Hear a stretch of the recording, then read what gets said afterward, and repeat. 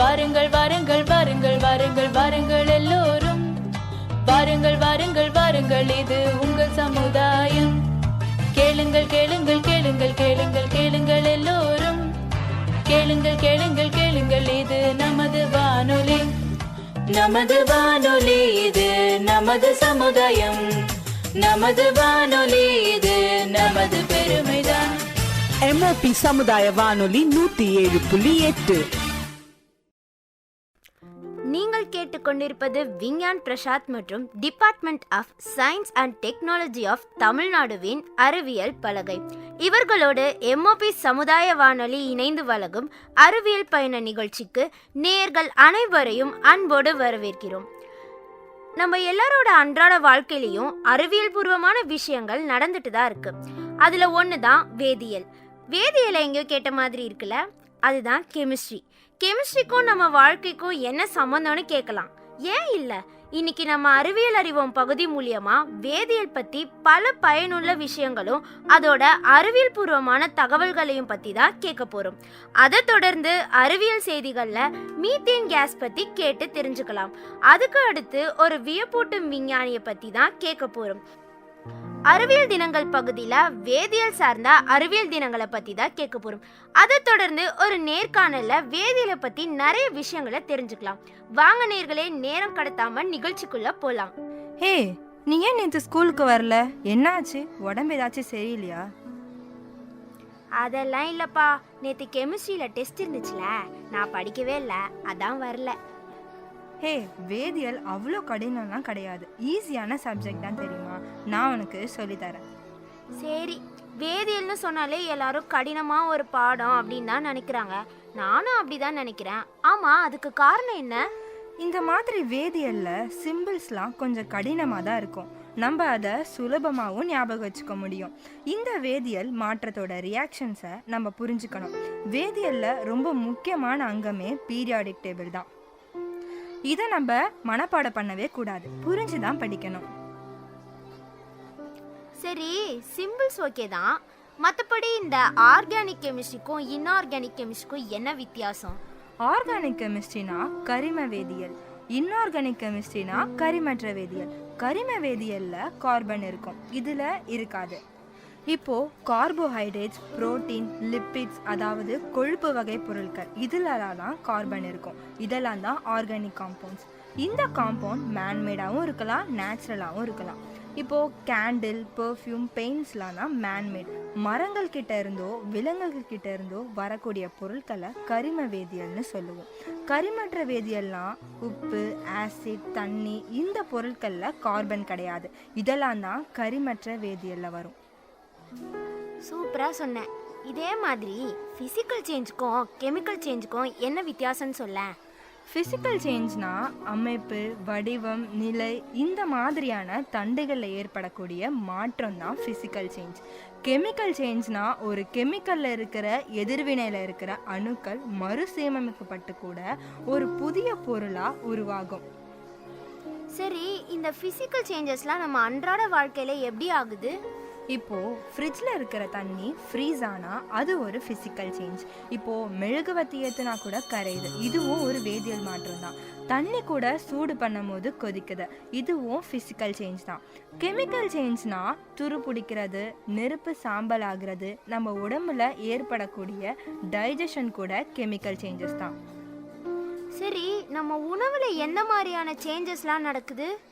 இப்போ நான் சொன்ன மாதிரி பாலில் இருந்து தான் நம்ம தயிராக இருக்கட்டும், சீஸாக இருக்கட்டும் எல்லாமே தயாரிக்கிறோம். நம்ம வீட்டில் பாலை உரைய ஊற்றுறோம்ல, அந்த மாறுதலை கூட நம்ம கெமிக்கல் சேஞ்ச் தான் சொல்கிறோம்.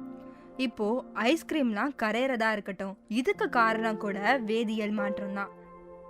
சரி, இந்த கேக் செய்யும் போதோ இல்லை பிரெட் செய்யும் போதோ ஈஸ்ட்னு ஏதோ கலப்பாங்கள்ல, அதுக்கு பின்னாடி ஏதாச்சும் ஃபிசிக்கல் சேஞ்ச் இருக்கா?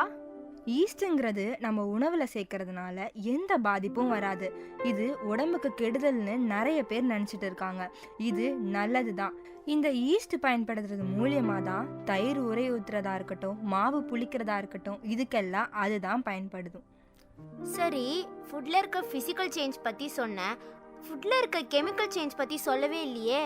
இப்போ நம்ம சாப்பிட கேக்காக இருக்கட்டும், பிரெட்டாக இருக்கட்டும், எவ்வளோ சாஃப்டாக இருக்கும்னு பார்த்துருக்கியா?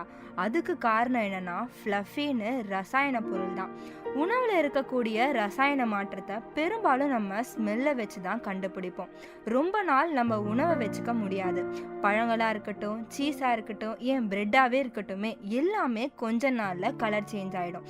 இதுக்கு காரணம் கூட ரசாயன மாற்றம் தான். அப்போ வீடுகள்ல மட்டும்தான் வேதியியல் விஷயம் இருக்கும்னு சொல்ல வரியா? கண்டிப்பா இல்லை. இந்த மருத்துவ துறைகள்லையும் தொழிற்சாலையில் வெளிவரக்கூடிய கெமிக்கல்ஸ்லேயும் எவ்வளோ வேதியியல் விஷயங்கள் இருக்குன்னு தெரியுமா? மருத்துவமனைகளில் பயன்படுத்தி எரியக்கூடிய பொருட்களால் தான் ரசாயன கலவை ஏற்படுது. உதாரணத்துக்கு இன்ஜெக்ஷனாக இருக்கட்டும், மருத்துவர்கள் பயன்படுத்தி எரியப்படும் கையுறையாக இருக்கட்டும், இதில் இருந்து தான் அதிகப்படியான ரசாயன விஷயங்கள், நோய் தொற்றும் பரவுது. உதாரணத்துக்கு குளோரின் டை ஆக்சைடு அப்புறம் சல்ஃபோ குளோரைடுன்னு கெமிக்கல் பரவுது. ஆனா கொரோனா காலங்கள்ல இது ரொம்பவே சுத்தமா பயன்படுத்தினாங்கல்ல? ஆமா, இதுக்காக தான் தனித்தனியா குப்பை போடும் அமைப்பை கொண்டு வந்தாங்க. என்னதான் இந்த விஷயத்தை தடுக்க முறைகள் இருந்தாலும் தொழிற்சாலைகள்ல இருந்து வரக்கூடிய ரசாயனங்களை தடுக்க எந்த முறையும் இல்லை. தொழிற்சாலையில் வெளிவரக்கூடிய கழிவுகள் 3 வகைப்படுது: லிக்விட், சாலிட், கேஸ். 3மே நமக்கு ஆபத்து தான். லிக்விட்ல பெஸ்டிசைட்ஸ், கொழுப்புகள், எண்ணெய் மாசுபாடு, கிரீஸ், அப்புறம் சுருக்கமாக சொல்லணும்னா அசார்டஸ் ரசாயனமே வெளிவருது. சரி, இதனால நம்மளுக்கு ஏதாச்சும் பாதிப்பு ஏற்படுமா? கண்டிப்பா ஏற்படும். இந்த ரசாயன கலந்த தண்ணிலாம் கடலை தான் கலக்குது. அப்போ நம்ம பயன்படுத்துறதுனால ஹார்ட் டிசீஸாக இருக்கட்டும், ஏன் ஸ்ட்ரோக் கூட வரும். இந்த சாலிட் சொன்னல, இதில் நைட்ரஜன், சல்ஃபர், இந்த ரசாயனம் கலந்துட்டு இருக்கு. இது மூலியமா லங்ஸாக இருக்கட்டும், இது சுவாசிக்கிறதுனால நம்ம உடம்புக்கே ஆபத்து ஏற்படுது. கேஸ் வெளிவரனால ஏற்படக்கூடிய ரசாயனம் மூலியமா ஓசோன் லேயருக்கும் காத்துக்கும் ரொம்பவே ஆபத்து ஏற்படும். நம்ம அந்த காத்தை சுவாசிக்கிறதுனால நம்ம சுவாசிக்க சிரமப்படுறோம். ஆஸ்துமா, வீசிங், ஏன் லங் கேன்சர் கூட வர வாய்ப்பு இருக்கு. பரவாயில்லையே, உனக்கு கூட இவ்வளோ விஷயங்கள் தெரிஞ்சிருக்கு. நாங்களும் நல்லா தான் படிப்போம். இந்த இண்டஸ்ட்ரியல் வேஸ்டால இவ்வளோ ஆபத்து வருதுன்னு இப்போதான் தெரிஞ்சுக்கிட்டேன். இதுக்கப்புறமாவது இதை சரியான முறையில் வெளியேற்றணும். சரி, இப்போ வேதியியல் விஷயங்களை சொன்னேன், ஆனா வேதியியல் சார்ந்த விஞ்ஞானியை பத்தி சொல்லலையே. அதுக்கு வியப்பூட்டும் விஞ்ஞானி பகுதி வர வரைக்கும் வெயிட் பண்ணணும். என்ன நேயர்களே, வேதியியல் சார்ந்த விஷயங்களை பத்தி நிறையவே தெரிஞ்சுக்கிட்டோம். அடுத்து நம்ம அறிவியல் செய்திகள் பகுதியில வேதியியல் சார்ந்த அறிவியல் விஷயங்களை பத்தி தான் தெரிஞ்சுக்க போறோம். நம்ம அன்றாட வாழ்க்கையில எவ்வளவோ விஷயங்கள் நடக்குது. அது எல்லாத்துலயும் அறிவியல் சம்பந்தப்பட்டு இருக்கு. இன்னைக்கு அறிவியல் செய்திகள் பகுதியில கெமிஸ்ட்ரியை பத்தினா ஒரு செய்தியை பத்தி தான் கேட்க போறோம். வேதியியல்னா கெமிஸ்ட்ரி தானே, அதுல என்ன செய்தி இருக்கு? என்ன இப்படி கேட்டுட்ட? சவுத் ஆப்பிரிக்காவில் மைனிங் அப்போ மீத்தேன் கேஸ் தாக்கி நிறைய பேர் பாதிக்கப்பட்டு இருக்காங்க. உயிர் சேதம் கூட ஏற்பட்டு இருக்கு. இது உனக்கு நியூஸா தெரியலையா? இது நியூஸ் தான், இதுல என்ன வேதியியல் இருக்கு? அது சரி, உனக்கு மீத்தேன் பத்தி ஏதாச்சும் தெரியுமா? அது ஒரு கேஸ்னு தெரியும், அவ்வளோதான். அதனால தான் நீ இப்படி பேசிட்டு இருக்க. கிரீன் ஹவுஸ் கேஸ் கேட்டிருக்கியா? கேட்டிருக்கேன். கார்பன் டை ஆக்சைடு பத்திலாம் சொல்லுவாங்கல்ல, அதுதானே? அதே தான். அந்த கிரீன் ஹவுஸ் கேஸஸ்ல ஃபர்ஸ்ட் கார்பன் டை ஆக்சைடு இருக்கு, அதுக்கப்புறமா செகண்ட்ல இந்த மீத்தேன் கேஸ் தான் இருக்கு. ஓஹோ, அப்போ கார்பன் டை ஆக்சைடு தான் அதிகமான அளவுல இருக்குல்ல? ஆமா, இந்த மீத்தேன் அதை விட கம்மியாக தான் இந்த அட்மாஸ்பியர்ல இருக்கு. ஆனா இந்த மீத்தேன் கேஸ் கார்பன் டை ஆக்சைடை விட அதிகமா ஹீட்டை தன்னுள்ள அடக்கி வச்சுக்குது. அதாவது CO2வை விட 20 மடங்கு அதிகமா ஹீட்டை தக்க வச்சுக்குது. எப்பா, மீத்தேன் மட்டும் அதிகமா இருந்தா நம்ம நிலமெல்லாம் என்ன ஆகுறது? இப்படிப்பட்ட மீத்தேனை விளைச்சல் நிலத்துல இருந்து எடுக்கிறாங்கன்னு கேள்விப்பட்டிருக்கேன். அது எதுக்கு? அதாவது இந்த மீத்தேன்லாம் இந்த வயல்வெளிகள், கால்நடை வளர்க்குறது, அப்புறம் வாட்டர் பாடிஸில் பாக்டீரியா அதிகமாகும் போது ஃபாசில் ஃபியூல் ப்ரொடக்ஷன் அப்போலாம் மீத்தேன் உருவாகுது. இது எல்லாமே மனிதர்களால் நடக்கக்கூடிய விஷயங்கள் தான். எனக்கு ஒன்று ஞாபகம் வருது. இந்த ஃபாரஸ்ட் ஃபயர், அப்புறம் இந்த கடல்ல இருக்கிற ஆல்கேன்னு சொல்லுவாங்கல்ல, அதான் பாசி, அதில் அதிகமாக இருக்கு. அப்புறம் டீகம்போஸ் ஆகும்போது இந்த காஞ்சி போன நிலம்லாம் இருந்து கூட மீத்தேன் அதிகமாக வருது. இதெல்லாம் நேச்சுரலாக நடக்கக்கூடிய ப்ராசஸ். பரவாயில்லையே, நீயும் தெரிஞ்சு வச்சிருக்க. நீங்களும் இந்த அறிவியல் செய்திகளை பற்றி தெரிஞ்சிருப்பீங்கன்னு நம்புகிறேன். இந்த அறிவியல் செய்திகள் பகுதியில் மீத்தேனை பற்றின பல விஷயங்களை தெரிஞ்சிருப்போம். இதை தொடர்ந்து அடுத்த பகுதியான வியப்பூட்டும் விஞ்ஞானியில் ஒரு விஞ்ஞானியை பற்றி தான் கேட்க போகிறோம். 18ஆம் நூற்றாண்டுல வேதியியல் புரட்சிக்கு மையமா இருந்த நவீன வேதியியலின் தந்தை ஆண்டோயின் லோவைசர் பத்தி தான் தெரிஞ்சுக்க போறோம். 1743 பாரிஸ்ல பிறந்திருக்காரு. வசதியான குடும்பத்துல பிறந்தாலுமே சாதாரணமான பையனாதான் வளர்றாரு. இவரோட அப்பா அவரை போலவே இவரும் லாயர் ஆகணும்னு ஆசைப்படுறாரு. ஆனா இவரோட பள்ளி படிப்பை 11ஆம் வயசுல தான் தொடங்குறாரு. அப்போதான் இவருக்கு அறிவியல்னு ஒரு பாடம் இருக்குன்னே தெரிய வந்தது. அதுவும் அந்த அறிவியல் பாடத்துல இவருக்கு வேதியியல் மேலதான் ரொம்பவே ஆர்வம் இருந்திருக்கு. 1766 பாரிஸ்ல தெருக்கல்ல விளக்குகள் பொருத்த வேண்டும்னு கருதி இருக்காரு. அதுக்காக இவருக்கு தங்க பதக்கமும் கிடைச்சிருக்கு. கன் பவுடர் ஆஃபீஸ், அதாவது வெடிகுண்டு தூள் அதிகாரியாக அவர் பணியாற்றிய போது வெடிப்பு பத்தியும் எரியும் தன்மை பத்தியும் நிறைய ஆராய்ச்சி செஞ்சிருக்காரு. ஒரு உலோகத்தை எரித்தா அதுல இருந்து கிடைக்கும் சாம்பலின் எடை அந்த உலோகத்தின் ஆரம்ப எடையை விட அதிகமா இருக்கணும்னு சோதனை மூலியமா நிரூபிச்சு காட்டியிருக்காரு. இது மாதிரியே இன்னும் பல ஆராய்ச்சிகள்ல வேதியியல்ல கண்டுபிடிச்சிருக்காரு. அந்த காலத்துல வானவியல், இயற்பியல், கணிதம் போன்ற அறிவியல் துறை வளர்ச்சியை கண்டறிந்தாலும் அந்த அளவுக்கு வேதியியல் துறை அப்போ பின்தங்கி தான் இருந்துச்சு. அந்த காலத்துல லோவைசியர் இந்த துறைக்கு வரத்துக்கு முன்னாடி பல தவறான வேதியியல் சார்ந்த கருத்துக்களை பரவி இருந்துச்சு. ஆனா அதெல்லாம் தவறுன்னு நிரூபிச்சு காட்டியிருக்காரு. உதாரணத்துக்கு காத்தும் தண்ணியும் காம்பவுண்ட்ஸ்னு சொல்லக்கூடிய கூட்டு பொருள் அப்படின்னு இப்போ நமக்கு தெரியும். லோவைசியரின் வருகைக்கு முன்னாடி அதெல்லாம் எலிமெண்ட்ரி சப்ஸ்டன்சஸ், அதாவது தனிமங்கள் அப்படின்னு தவறா கருதப்பட்டிருந்துச்சு. அப்புறம் எல்லா இருந்த பொருட்களும் புரோஜிஸ்டான் எனப்படும் பொருளை வெளியிடுது அப்படின்னு அந்த ரசாயனையாளர்கள் நம்பினாங்க. ஆனா லோவைசியர் இப்படி ஒரு பொருள் இல்லை, இந்த பொருளா இருந்தாலும் அது எரிவதற்கு காரணம் ரசாயன கலவைதான்னு நிரூபிச்சு காட்டினாரு. நெருப்பு எரிவதற்கு காற்றில் உள்ள பிராணவாயு தான் காரணம் அப்படின்னு சொன்னாரு. ஆக்சிஜன், நைட்ரஜன் இரண்டுமே கலந்தாதான் காத்து அப்படின்னும், அதே மாதிரி ஆக்சிஜன், ஹைட்ரஜன் இரண்டுமே கலந்தாதான் தண்ணி அப்படின்னு ஆராய்ச்சி மூலியமா நிரூபிச்சாரு. 1789ஆம் ஆண்டுல எலிமெண்ட்ரி ஆஃப் கெமிஸ்ட்ரி அப்படின்னு ஒரு பாடநூலை வெளியிட்டாரு. இதுல நவீன வேதியியலுக்கு ஏத்த மாதிரி கொள்கைகளும் கோட்பாடுகளும் அதுல ஆதாரத்துடன் இருந்துச்சு. நம்ம மூச்சு விடும் செயல் லோ கம்பஷன், அதாவது மெதுவாக எரியும் செயலுக்கு இணைன்னு கூறினாரு. மனிதனும் சரி விலங்குகளும் சரி சுவாசிக்கிற பிராணவாயின் மூலியமா உடல்ல கரிம பொருட்களை எரிக்க முடியும் அப்படின்னு கண்டுபிடிச்சாரு. 20 ஆண்டுகளாக அரசாங்கத்துறையில விஞ்ஞானியாக பணிபுரிஞ்சிருக்காரு. பொது சேவைகள்லையும் ஈடுபட்டிருக்காரு. ஒரு புரட்சியில கைது செய்யப்பட்ட இவரு சிறையில அடைக்கப்படுறாரு. இது மூலமா இவருக்கு தூக்கு தண்டனை கொடுக்கறதுனால இவரு இறந்து போயிடுறாரு. என்ன நேயர்களே, ஒரு வியப்பூட்டும் விஞ்ஞானிய பத்தி நிறைய விஷயங்கள் தெரிஞ்சுக்கிட்டோம். என்னதான் அவரு இல்லைனாலும் அவர் கண்டுபிடிச்ச நவீன வேதியியல் நம்ம கூட இருந்துட்டு தான் இருக்கு.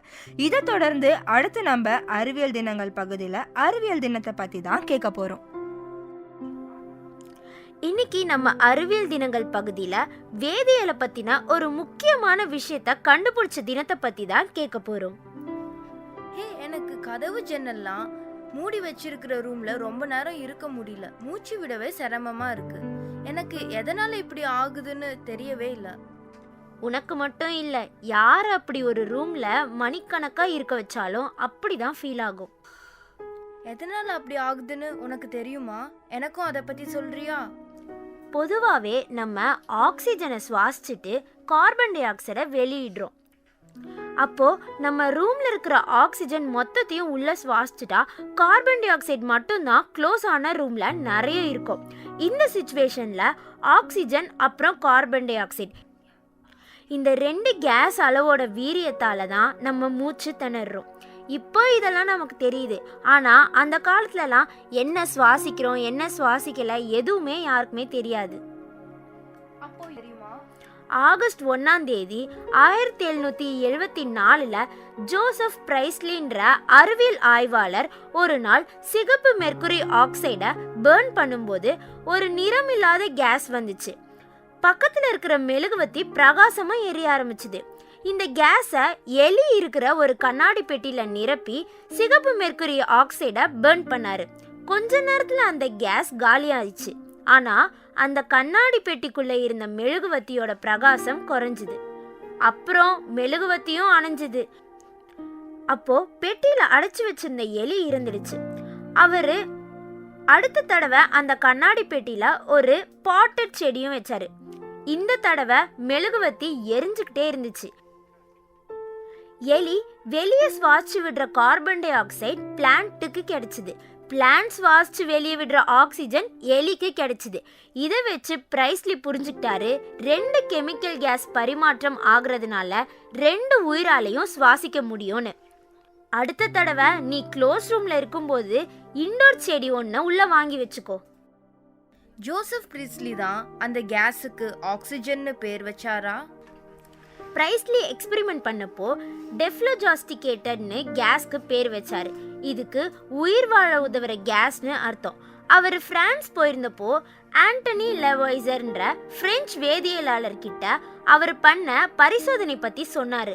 லெவாய்சர் இந்த ஆக்சிஜனையும் கார்பன் டை ஆக்சைடையும் பிரிக்கிற சோதனையை பண்ணாரு. அப்புறம் மனுஷங்க உயிர் வாழ சுவாசிக்கிற கேஸ்க்கு ஆக்சிஜன்னு பேர் வச்சாரு. என்னப்பா, நம்ம தினமும் சுவாசிக்கிற ஆக்சிஜன் பத்தி தெரிஞ்சுக்க இவங்க இவ்ளோ பரிசோதனைகள் பண்ணியிருக்காங்க. இவ்வளோ பண்ணதுனால தான் நம்மளால இதெல்லாம் கண்டுபிடிக்க முடிஞ்சுது. என்ன நேர்களே, இன்னைக்கு இந்த பகுதியில் ஒரு வேதியியல் கேஸ் பற்றின டிஸ்கவரியை பற்றி தெரிஞ்சுக்கிட்டீங்களா? இந்த ஆக்சிஜனோட கண்டுபிடிப்புக்கு பின்னாடி இருக்கிற கதையை நீங்களும் நிறைய பேர்கிட்ட பகிர்ந்துக்கோங்க. இதை தொடர்ந்து அடுத்து நம்ம ஒரு நேர்காணல் மூலியமா வேதியியல் பற்றி பல சுவாரஸ்யமான தகவல்களை தெரிஞ்சுக்க போகிறோம். வணக்கம் நேர்களே, நீங்கள் கேட்டுக்கொண்டிருப்பது உங்கள் எம்ஓபி சமுதாய வானொலி 107.8. இது நமது சமுதாயம் நமது பெருமை. நான் உங்க அஜய் சக்தி. இன்னைக்கு நம்ம கூட அறிவியல் சார்ந்த நேர்காணல்ல டாக்டர் PS ராகவன் அவர்கள் இணைந்திருக்காங்க. நம்ம ராகவன் சார் இந்துஸ்தான் யூனிவர்சிட்டியில் கெமிஸ்ட்ரி ப்ரொஃபஸராக பணியாற்றிட்டு இருக்காங்க. அது மட்டும் இல்லாமல் நம்ம ராகவன் சார் ஒரு ஃபார்மர் சயின்டிஸ்டும் கூட. வணக்கம் சார், உங்களை சந்தித்ததில் எங்களுக்கு ரொம்ப சந்தோஷம். வணக்கம் மேடம். இன்னைக்கு வேதியியல் சம்பந்தமான பல சுவாரஸ்யமான தகவல்களை பற்றி நம்ம ராகவன் சார் கிட்ட கேட்டு தெரிஞ்சுக்க போகிறோம். நேரம் கடத்தாமல் நிகழ்ச்சிக்குள்ளே போகலாம். இந்த தண்ணீர்கள்லையும் தூய்மை பணிகளையும் பெரும்பாலும் குளோரின் பயன்படுத்திட்டு இருக்கோம். இந்த குளோரினால் நிறைய பேருக்கு தோல் நோய்களும் சுவாச பிரச்சனைகளும் ஏற்படுது. அப்படி என்ன வேதியியல் விஷயங்கள் இந்த குளோரினில் இருக்குது சார்? இது எதுக்காக பயன்படுதுன்னா நுண்ணுயிர்களை கொல்றதுக்காக பயன்படுறது. ஸோ அந்த வாட்டர் ட்ரீட்மெண்ட் ப்ராசஸில் பார்த்திங்கன்னா அவங்க ஸ்க்ரீனிங், செடிமெண்டேஷன், ஃபில்ட்ரேஷன், டிஸ்இன்ஃபெக்ஷன் அப்படின்னு சொல்லி 4 ஸ்டேஜ் இருக்கும். ஸோ தண்ணீர் நம்ம நீர்நிலைகள்லேருந்து தண்ணீர் எடுத்து அதை முதல்ல பெரிய பெரிய அதெல்லாம் ஃபில்டர் பண்ணிடுவாங்க. அதுக்கப்புறம் பெரிய டேங்க்கில் அந்த தண்ணீர்களை வச்சு சின்ன சின்ன பொடியான டஸ்ட் எல்லாத்தையும் செட் பண்ணுவாங்க. அதுதான் செடிமெண்டேஷன். 1 நாள் 2 நாள் வச்சுட்டு அது நெக்ஸ்ட்டு ஃபில்டர் பண்ணுவாங்க. அதுக்கப்புறம் 4வது ஸ்டேஜாக டிஸ்இன்ஃபெக்ஷன்னா அதில் இருக்க நுண்ணுயிர்கள்லாம் கில் பண்ணுறது. அந்த நுண்ணுயிர்கள்லாம் ரிமூவ் பண்ணுறதுக்கு நிறைய கெமிக்கல்ஸ் யூஸ் பண்ணுறாங்க, விதவிதமான கெமிக்கல்ஸு. ஸோ ஓசோன் யூஸ் பண்ணி கில் பண்ணுறது ஒரு மெத்தடு. ஓசோன் O3 அப்படிம்பாங்க. O3ங்கிறது ஸ்டேபிள் கிடையாது. O2ங்கிற ஆக்சிஜன் தான் ஸ்டேபிள். அந்த O3யை நம்ம தண்ணியில் பாஸ் பண்ணுற போது நுண்ணுயிர்கள் இருந்துச்சுன்னா அதனோட உடம்பெல்லாம் இந்த ஆக்சிஜனை எடுத்துகிட்டு அது இறந்து போயிடும். அது கில் பண்ணிடும். ஆக்சிடேஷன் ப்ராசஸ் அப்படிம்பாங்க. அந்த மாதிரி இது ஆக்சிடைஸ் பண்ணி கில் பண்ணுது. அப்புறம் யூவி ரேஸு, அல்ட்ரா வயலட் ரேஸும் நுண்ணுயிர்களை கொலை பண்ணும். அதுக்கப்புறம் நீங்கள் பார்த்தீங்கன்னா ப்ளீச்சிங் பவுடர் போடுவாங்க. ப்ளீச்சிங் பவுடரும் நுண்ணுயிர்களை கொலை பண்ணும். அதே மாதிரி குளோரமின் அப்படிம்பாங்க, ஹைப்போக்ளோரஸ் ஆசிடும்பாங்க. இந்த மாதிரி எல்லா கெமிக்கல்ஸும் விதவிதமான கெமிக்கல்ஸ்லாம் நுண்ணுயிர்களை கொலை பண்ணுறதுக்காக இருக்கக்கூடியது. ஸோ இப்போ லார்ஜ் ஸ்கேலில் வீட்டில் ஓசோன் யூஸ் பண்ணலாம். ஒரு சில கம்பெனிஸ்லாம் அவங்க நுண்ணுயிர்களை கில் பண்ணுறதுக்காக யூவி ரேஸை வச்சு ஒரு சில மாடல்ஸ்லாம் இருக்குது. நான் பிராண்டெல்லாம் சொல்ல விரும்பலை. அந்த மாதிரி யூஸ் பண்ணலாங்க வீட்டில். ஆனால் முனிசிபாலிட்டி வந்து எவ்வளோ பெரிய நீர்நிலைகள் வச்சுருக்காங்க, அங்கே இதெல்லாம் வந்து ஒர்க் அவுட் ஆகாது. கெமிக்கல்ஸை போட்டு கில் பண்ணுறது தான் வந்து ஒர்க் அவுட் ஆகும். ஸோ அந்த கெமிக்கல்ஸை போட்டு கில் பண்ணுற போது என்ன பண்ணுவாங்க, பிரேக் பாயிண்ட் குளோரினேஷன் அப்படின்னு சொல்லி ஒரு கான்செப்ட் இருக்குது. அது என்ன அப்படின்னு சொன்னீங்கன்னா, நீங்கள் ஆட் பண்ணக்கூடிய குளோரின் அளவு வந்து எந்த அளவுக்கு இருக்கணும் அப்படின்னு சொன்னீங்கன்னா, அதில் இருக்கிற நுண்ணுயிர்களை கொலை பண்ணுற அளவுக்கு மட்டுமே தான் இருக்கணும். அதிகப்படியாக இருக்கக்கூடாது. அதிகப்படியாக குளோரின் இருந்துச்சுன்னா அது வந்து உடல்நிலையை பாதிக்கும். ஸோ அதை வந்து அந்த லேபில் என்ன பண்ணுவாங்கன்னா, அந்த நீர்நிலைகளில் இருக்கக்கூடிய தண்ணீரை எடுத்து முதல்ல டெஸ்ட் பண்ணிவிட்டு அது எவ்வளோ ஆட் பண்ணணும் அப்படிங்கிற ஒரு கணக்கை வந்து கொடுப்பாங்க. அந்த கணக்கை வச்சுக்கிட்டு அவங்க வந்து பெரிய நீர்நிலைகளுக்கு மல்டிப்ளை பண்ணி இவ்வளோ ஆட் பண்ணணுன்றப்பல சொல்லி ஆட் பண்ணுவாங்க. ஸோ உங்கள் லேபில் டெஸ்ட் பண்ணுற போது உங்களுக்கு எப்போயுமே ரொம்ப குறைவான தண்ணீரெலாம் டெஸ்ட் பண்ணுறோம். ஆனால் இதுவே வந்து பெரிய லெவலில் நீர்களை ஆட் பண்ணுற போது அது ரொம்ப அதிகப்படியாக போகுது. ஸோ அப்படி இருக்கிற போது எப்பொழுதுமே டு பி ஆன் சேஃபர் சைடும்பான் இல்லையா, அதனால் ஒரு பாதுகாப்புக்காக லிட்டில் பிட் அதிகமாக ஆட் பண்ணிடுறாங்க. ஆட் பண்ணுற போது அந்த அதிகப்படியான குளோரின் தெரியும். ஸோ நீங்கள் நுண்ணுயிர்களை கொலை பண்ணக்கூடிய அளவு குளோரின் கரெக்டாக ஆட் பண்ணீங்கன்னு சொன்னீங்கன்னா அந்த குளோரின் ஸ்மெல் இருக்கவே இருக்காது. ஏன்னா நம்ம ஆட் பண்ண குளோரின் எல்லாமே வந்து நுண்ணுயிர்களை கொலை பண்ணுறதுக்கு சரியாக போயிடுது. ஸோ அதனால தான் அந்த எக்ஸ்ட்ரா குளோரின் ஸ்மெல் வருது. அந்த குளோரினை வந்து அவங்க ஆட் பண்ணுறபோது கரெக்டாக பார்த்து ஆட் பண்ணணும். பெரிய நீர்நிலையாக இருக்கும்போது கரெக்டாக அதை ஸ்டிர் பண்ணணும், கலக்கணும். கரெக்டாக கலந்ததுக்கப்புறம் வந்து ஒரு நாள் இல்லை அரை நாள் மாதிரி வச்சு அந்த எக்ஸஸ் குளோரின்லாம் எவாப்ரேட் ஆகிறபடிக்கு இந்த மாதிரி ப்ராசஸ்லாம் இருக்குது. அந்த மாதிரி வருது. ஸோ நீங்கள் சொல்கிறாப்புல அதிகப்படியான குளோரின் இருந்துச்சுன்னா நிச்சயமாக அந்த உடம்பை பாதிக்கும் அது. ஏன்னா குளோரின் வந்து ஆக்சிடைசிங். எப்போ நுண்ணுயிர்களை வந்து கொலை பண்ணுதோ அது நிச்சயமாக நம்ம தோலையும் வந்து பாதிக்கக்கூடியது தான். ஸோ எந்த அளவு போடணுமோ அந்த அளவு மட்டும் போடணும், இல்லைன்னா நிச்சயமாக தோலை பாதிக்கும். அதெல்லாமே ஆவியாகக்கூடிய மெட்டீரியல்ஸ் தான். அந்த தண்ணீரை ஜஸ்ட் ஒரு பாயில் லைட்டாக ஒரு 60-70 டிகிரி ஒரு 2 பபுள் வர அளவுக்கு கொதிக்க விட்டுட்டு நீங்கள் அப்புறம் சாப்பிட்டீங்கன்னா அந்த குளோரின் ஸ்மெல் இருக்காது. நாங்கள் ஸ்கூல் படிக்கும்போது ஆர்கானிக் கெமிஸ்ட்ரியும் இன்ஆர்கானிக் கெமிஸ்ட்ரியும் படிச்சிருக்கோம். இது ரெண்டுத்துக்கும் என்னென்ன வித்தியாசங்கள்னு கொஞ்சம் தெளிவாக நேயர்கள்கிட்ட பகிர்ந்துக்கோங்க சார். ஆர்கானிக் கெமிஸ்ட்ரி இன்ஆர்கானிக் கெமிஸ்ட்ரிங்கிறது வந்து நீங்கள் சாதாரணமாக அந்த டெக்ஸ்ட் புக் எடுக்கிற போதே ஆரம்பத்தில் ப்ரிஃபேஸ் அது இதில் எல்லாத்தையுமே போட்டிருப்பாங்க. நம்மலாம் எதுவுமே படிக்கிறது கிடையாது எந்த காலத்துலையுமே. ஆர்கானிக் அப்படின்னு சொன்னீங்கனாலே உயிரினங்கள்னு அர்த்தம். ஸோ உயிரினங்களில் இருக்கக்கூடிய அந்த கார்பனை பற்றி படிக்கக்கூடியதான் organic chemistry. Carbon and its compounds அப்படின்னு சொல்லுவோம். ஸோ எல்லா உயிரினங்கள்லேயுமே கார்பன் இருக்குது. அந்த கார்பன் எப்படி இருக்குன்னா ஹைட்ரஜன், ஆக்சிஜன், நைட்ரஜன், சல்ஃபர் இதனுடைய காம்பினேஷனில் இருக்கக்கூடியது தான் அந்த கார்பன். அவங்க முதல்ல இதை பார்க்குற போது என்ன பண்ணாங்க அப்படின்னு சொன்னிங்கன்னா, இந்த carbon, hydrogen, oxygen, nitrogen, sulphur இதனுடைய சேர்ந்து உருவாகக்கூடிய காம்பவுண்ட்ஸ் வந்து மற்ற எல்லா எலிமெண்ட்ஸும் சேர்ந்து உருவாகக்கூடிய காம்பவுண்ட்ஸோட பல மடங்கு அதிகமாக ஃபார்ம் ஆகுது, விதவிதமான ஃபார்ம் ஆகுது. அப்போ அதை பற்றி தனியாகவே நம்ம படிக்கணுன்றதுக்காக தான் ஆர்கானிக் கெமிஸ்ட்ரின்னு சொல்லி ஒரு பிரான்ச்சையை உருவாக்கினாங்க. So carbon and its compounds எதனாலன்னா அது அவ்வளோ ரியாக்டிவ், அவ்வளோ முக்கியமான கெமிக்கல்ஸ்லாம் தரக்கூடியது. அதை பற்றி படிக்கணும் அப்படின்றதுனால தான் அந்த மாதிரி எடுத்துகிட்டு வந்தாங்க.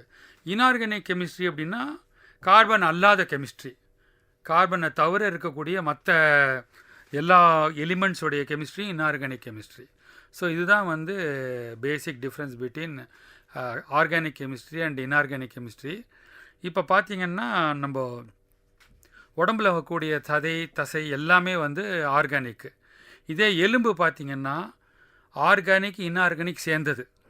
அதனால தான் ஒரு இறந்த உடனே எலும்பு எரிக்கிற போது ஆரம்பத்தில் எரியாது, பட் மொத்தமாக எரித்த உடனே சாம்பலாகிடுது. ஏன்னா அந்த அளவுக்கு சூடு போன உடனே தங்கக்கூடியது கடைசியாக சாம்பல்லே அதான் இன்ஆர்கானிக்கு. எரிஞ்சு போகக்கூடிய அத்தனையும் ஆர்கானிக்காக போயிடுது. இந்த தயிர் உரை ஊற்றுறது, மாவு புளிக்கிறதுக்கெலாம் காரணம் ஈஸ்ட் தான்னு நாங்கள் சின்ன வயசில் படிச்சிருக்கோம்.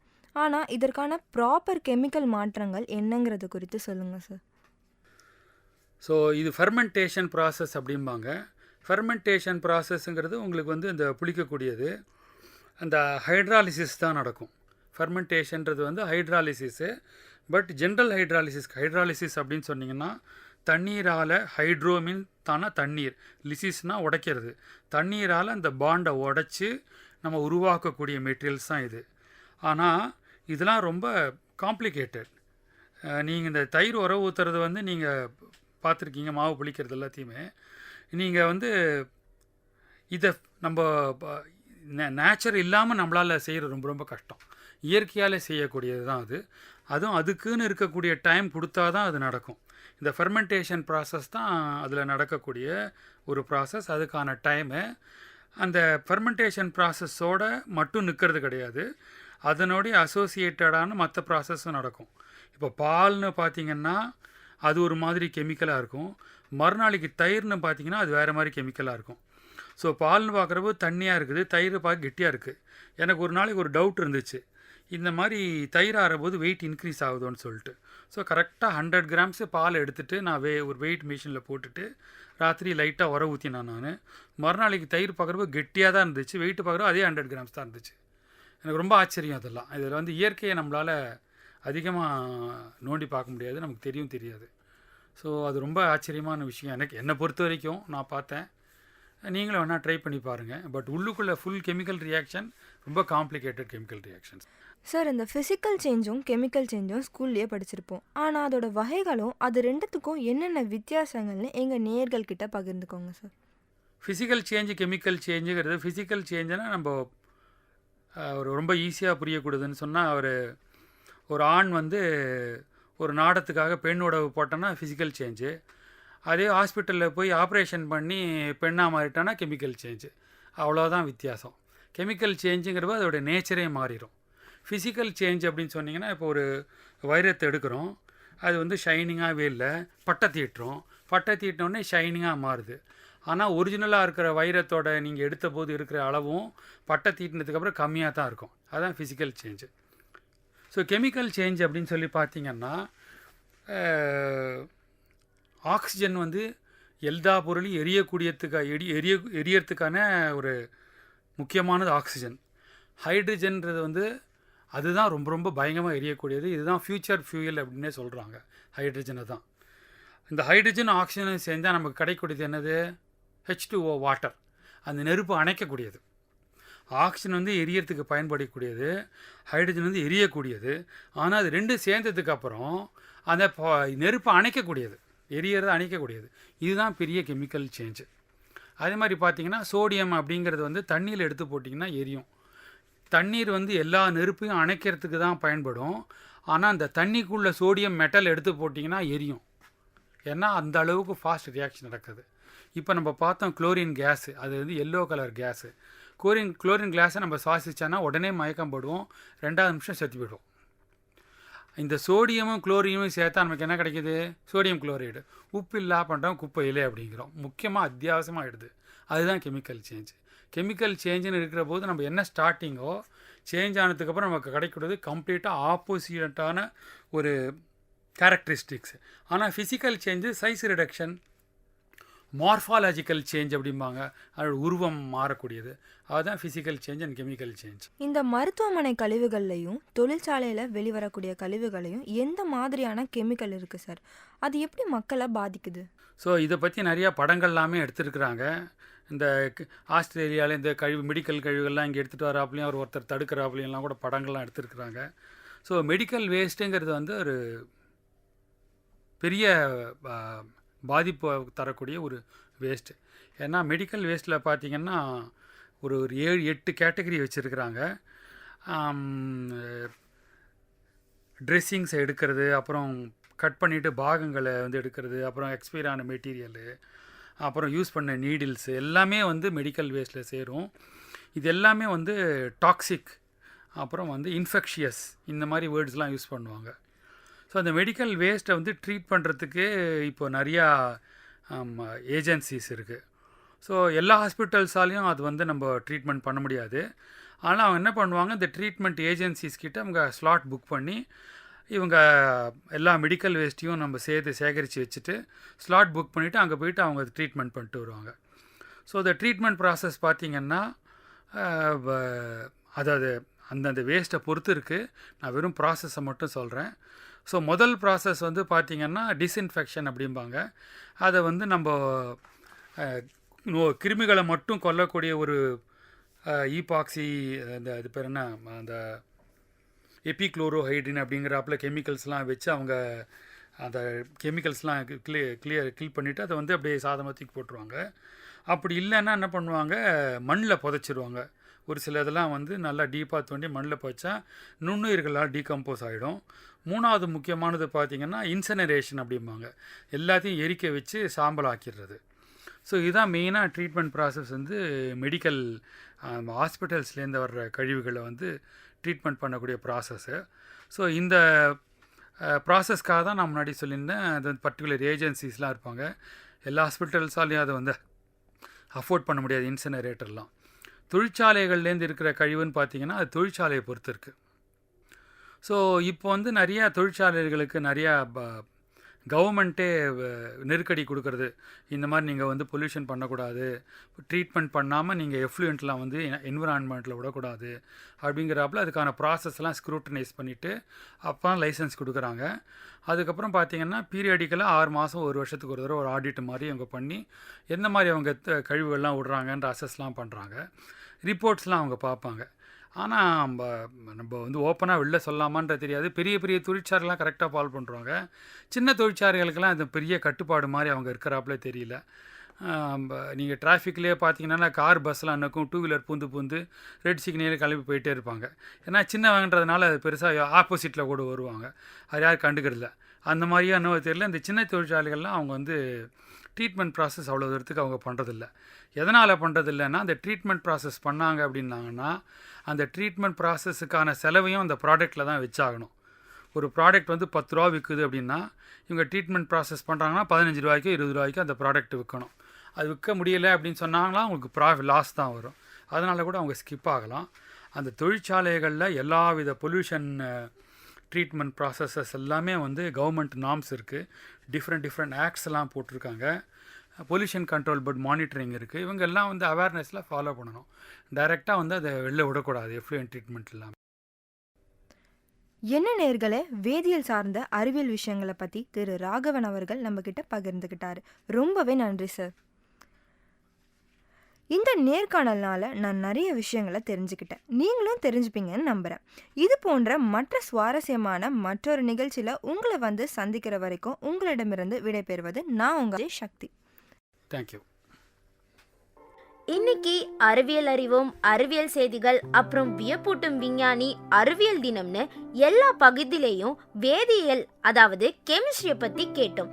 அது மட்டும் இல்லாமல் கடைசியா ஒரு நேர்காணல் மூலியமாவும் நிறைய வேதியியல் சார்ந்த விஷயங்களை பத்தி கேட்டு தெரிஞ்சுக்கிட்டோம். இதே போல அடுத்த அத்தியாயத்துல இன்னொரு அறிவியல் பூர்வமான தகவல்களை கேட்டு தெரிஞ்சுக்கலாம். இவ்வளவு நேரம் நீங்கள் கேட்டுக்கொண்டிருந்தது உங்கள் MOP சமுதாய வானொலி 107.8. இது நமது சமுதாயம், நமது பெருமை. வாருங்கள் வாருங்கள் வாருங்கள் வாருங்கள் வாருங்கள் எல்லோரும் வாருங்கள் வாருங்கள் வாருங்கள், இது உங்கள் சமுதாயம். கேளுங்கள் கேளுங்கள் கேளுங்கள் கேளுங்கள் கேளுங்கள் எல்லோரும் கேளுங்கள் கேளுங்கள் கேளுங்கள், இது நமது வானொலி, நமது வானொலி, இது நமது சமுதாயம்.